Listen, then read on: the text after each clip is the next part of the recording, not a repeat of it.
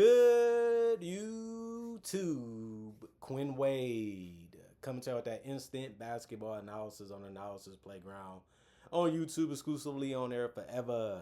And we're gonna talk about Cooper. Ended up going for 51, career high in the NBA, but it wasn't enough as they lost to the Magic by double figures still, 138 to 127. The Mavericks go to 24 and 53 and 14 and 25 at home. The Magic go to 41 and 36 and 17 and 20 on the road. Orlando ended up winning the season series 2-0.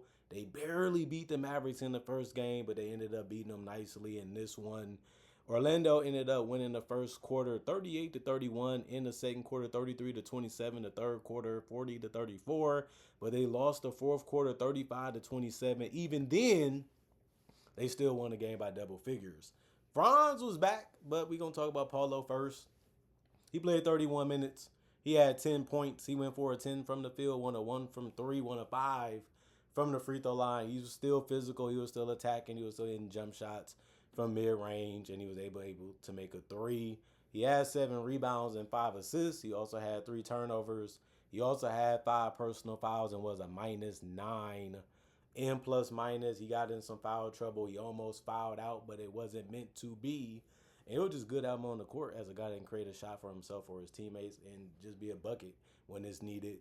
Franz played only 17 minutes, but he still had a big game. He had 18 points and went 8 of 12 from the field. He made it look easy scoring the basketball in this one. He went 0 of 3 from the three-point line, 2 of 2 from the free throw line. He had 4 rebounds, 1 assist, 3 turnovers, and a steal. He also had no personal fouls and was a +18 in plus minus. Wendell Carter Jr. played 36 minutes. He finished with 28 points. It seemed like he was always where he needed to be, and the Mavericks was always late trying to get to him. So he went 8 of 16 from the field and 2 of 3 from the three-point line and 10 of 10 from the free throw line. He still played big. He still played physical, and that's what you like to see from him if you can. He had 6 rebounds, 3 assists, and 2 turnovers. He also had 2 offensive rebounds, 4 personal fouls, and was a +6 in plus minus. Desmond Bane played 33 minutes and had 27 points. He went 8 of 13 from the field, 3 of 5 from 3, 8 of 9 from the free throw line. And he ended up having a great scoring night because of that. And he can play the game. Like, he can shoot, he can attack that basket, and he can find his teammates. He's a dual threat as an offensive player, and he had a real big night, and they needed him for them to be able to stay ahead and close this one out. He had 7 rebounds, 5 assists, 1 turnover, 3 steals, 3 personal fouls, and he was a +27 in plus minus. Jalen Suggs played 31 minutes. He had 19 points. He went 8 of 12 from the field, 3 of 6 from 3. He had 4 rebounds, 3 turnovers, 3 steals, and 9 assists. So he ended up playing real well in this one. The jump shot was really nice, and it just opens up the whole game for him if he's making it. And then on top of that, they just did a good job of moving the basketball and always trying to cut, break down the defense, and always trying to find the open guy throughout the entire game. And the Mavericks just couldn't keep up with it. But he did get 5 personal fouls, so they had some troubles guarding the Mavericks players too. So, they had more success. They made more shots. At the end of the day, they were the better team, so it should go that way. Jamal Cain, 21 minutes. He had 8 points. He went 2 of 3 from the field, 1 of 2 from 3, 3 of 3 from the free throw line. Good scoring game from him, very needed. Just giving him a good boost off the bench is all you can really ask for, whether that was scoring or finding his teammates, and even helping out on the glass with 4 rebounds and 4 assists. He had no turnovers. He had a steal. He had 4 personal fouls and was a +7 in plus minus. Tristan Da Silva, 29 minutes. It ended up being the most off the bench. He had 19 points. He went 6 of 11 from the field, 3 of 4 from 3, 4 of 6 from the free throw line. He just knows how to finish. He just knows how to get open. He just knows how to make shots. And he can play a little defense for you too. He had 1 steal in the block. He did have 5 rebounds. 3 of them was offensive with an assist. He also had 4 turnovers and was a -6 in plus minus. Noah Penda played 2 minutes. He had 1 rebound, 1 assist. No turnovers, 1 personal foul, and was a -1 in plus minus. Goga Patadze played 12 minutes. He had 2 points. He went 0 of 1 from the field and 2 of 2 from the free throw line. He had 4 rebounds and 2 assists. No turnovers, 2 offensive rebounds, no personal fouls, and was a +5 in plus minus. Then you look at Javon Carter. He played 20 minutes and had 5 points. Of course, he made a 3, and he was able to get to the basket and hit a close shot. And he went 2 of 4 from the field and 1 of 2 from 3. And he also had 1 rebound and 4 assists. He's a good floor general, a good decision maker for the most part. And he did have a steal and a personal foul, was a +6 and plus minus. Jet Howard played 5 minutes. He had 2 points. He had no turnovers, no personal foul, and was a +3 and plus minus. Jace Richardson played 2 minutes. He missed his only field goal. And since he didn't do anything other than that, that was just his night. But he did finish as a -1 and plus minus. And then you look at the Dallas Mavericks. Everybody that was available ended up playing. But a lot of them you just look at and say, we had enough to compete better. We didn't compete as well as we should have. We was down big basically the whole game, and we were just trying to find a way to get momentum. And when it came, it was a little too late for them.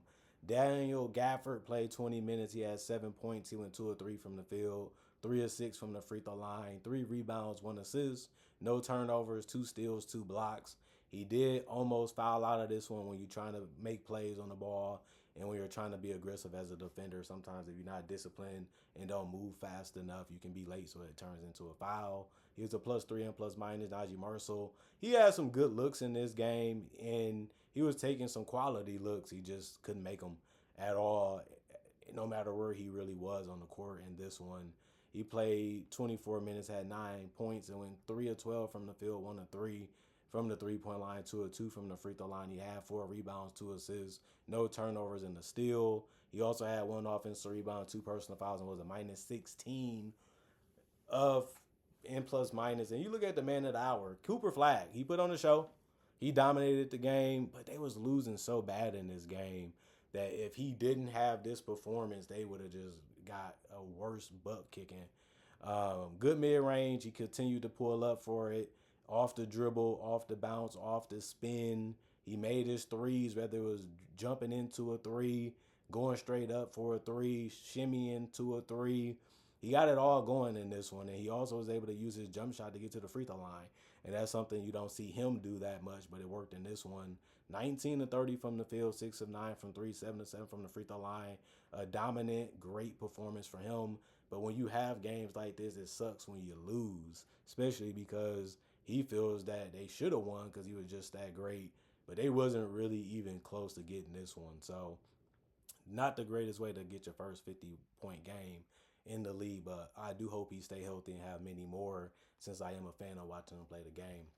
3 assists, 1 turnover, 3 steals. The 3 steals ended up being the most in the game. 1 block, 3 offensive rebound, 3 personal fouls, and a -2 N plus minus. Max Christie, 29 minutes, 14 points, 4 of 7 from the field, 3 of 6 from 3, 3 of 3 from the free throw line. Wide open threes is what he does. I mean, he can hit them, he can make them, and is needed. And he provided that in this game. He did have 5 rebounds, 3 assists, and 1 turnover. No personal fouls, and was a +8 and plus minus. Every little bit helped, so you're happy that he was able to do some other things. Ryan Nembhard, he wants to speed it up sometimes and control the tempo sometimes and the pace. And then, he wants to defer to his teammates, too, when he can. He kind of had to because he went 1 of 6 from the field and 0 of 4 from 3. So he had some good looks. He couldn't make them, but he still found his teammates with 5 assists. He also did get 3 turnovers, but he had 7 boards. As funny as this going to sound, he was the smallest person on the court probably, and he had the most rebounds on the team. That's not the greatest thing to see, but at least he tried, and it worked out for him. 1 block for him. He also had 2 offensive rebounds, 3 personal fouls, and was a 0 and plus minus. Chris Middleton played 12 minutes. He went 0 of 4 from the field, 0 of 3 from the three-point line, 1 rebound, 1 assist, 2 turnovers, 3 personal fouls, and a -10 N plus minus. Dwight Powell, 25 minutes. He ended up having 5 rebounds and ended up being the most off the bench. He had 1 assist, 2 turnovers, and a steal and a block. 1 block ended up being the most off the bench. He had 3 offensive rebounds, 4 personal fouls, and a -11 N plus minus. Tyler Smith played 6 minutes. He went 1 of 2 from the free throw line, 0 of 2 from the field.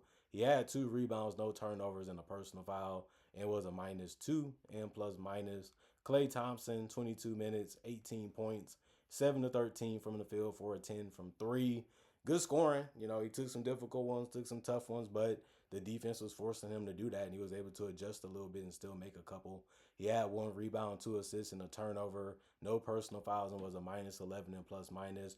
Brandon Williams had the drives going, but he couldn't make the threes. He went 0-3 from the three-point line, but he said it didn't matter. I can still get the other shots to go. So the stop and pop mid-ranges and the drives worked because he also went 9 of 11 from the free throw line, 7 of 15 from the field. Him and Klay Thompson helped them stay in range to where they can possibly make a run. Then it ended up getting out of hand after a while, so it didn't work.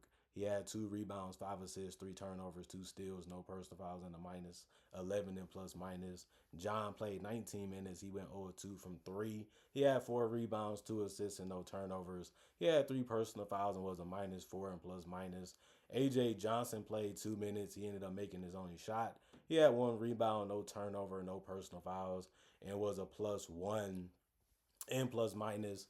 95 field goals for the Mavericks, 46% from the field. 84 for the Magic, 56% from the field. 42 three-pointers taken by the Mavericks, 33%.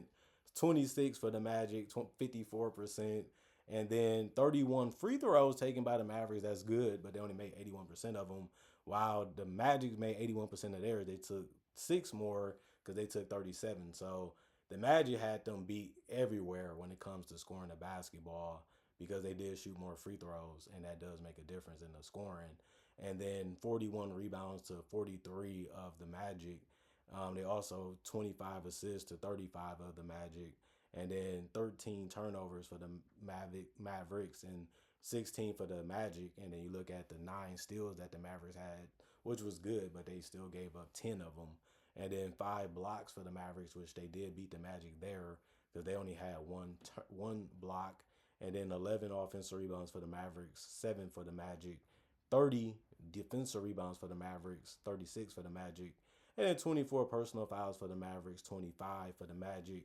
The Magic ended up getting the win that they needed. They're going to finish their season above 500, which is sad because they have been in this range for so many years. No matter who they add and what they do, seems like they can't really get over that hump so far with their team building and how they've been trying to play their games and their style of basketball.